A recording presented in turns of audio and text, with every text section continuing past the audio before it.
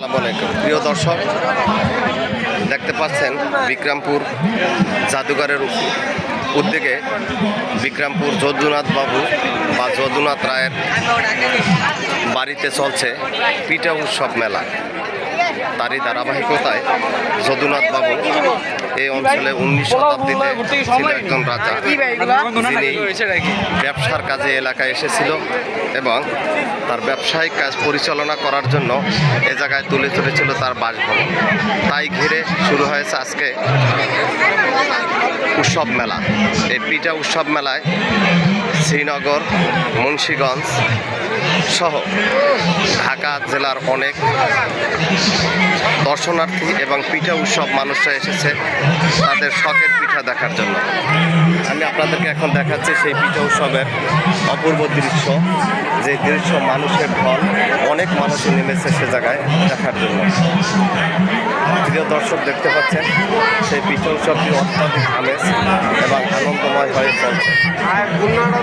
আমরা পিঠা উৎসবের এক পর্যায়ে আমরা উপস্থিত হয়েছি স্টলের সামনে। দেখতে পাচ্ছি অনেক দর্শনার্থী পিঠা মুখ্য সেই পিঠার আমেজ দেখার জন্য অনেকেই সে জায়গায় হাজির হয়েছে। প্রিয় দর্শক, আমরা এখন উপস্থিত হয়েছি তানহা পিঠা উৎসব একটি স্টলে, যে জায়গায় অধিকাংশই দর্শকরা তাদের এবং পিঠা উৎসবের যে আমেজগুলি তারা তাদের মন মতো নিজেদের ইচ্ছা মতো দেখা যাচ্ছে। এবং প্রিয় দর্শক, দেখা যাচ্ছে যে পিঠার সাথে সাথে তার মূল্যটাও সামনে নির্দেশ করা আছে, কেটা কোন পিঠার কত মূল্য, এবং কাস্টমারদের সাথে বিক্রেতাদের মনোযোগী খুব অত্যন্ত সুন্দর এবং মনোরম পরিবেশেই এ জায়গায় সেই পিঠা উৎসবটি চলছে।